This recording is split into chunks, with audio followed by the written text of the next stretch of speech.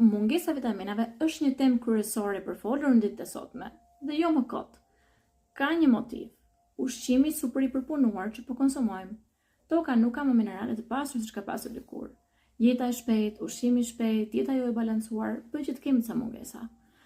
Por shumica e sotme të njerëzve marrin shumë vitamina, si karamele, pa ditur si merren, me çfarë shoqërohen, me çfarë nuk duhet shoqërohen, dhe a keni nevojë realisht për to? Pa bërë testën e gjakut, ti nuk mund ta dish se çfarë trupit tënd i duhet. Nuk mund të marrim suplemente, vitamina, pa ditur se çfarë mungesash kemi. Gjëja e parë që bëjmë, testimin e gjakut. Këshillimi me një mjek dhe farmacist të duhur, që të na drejtojë.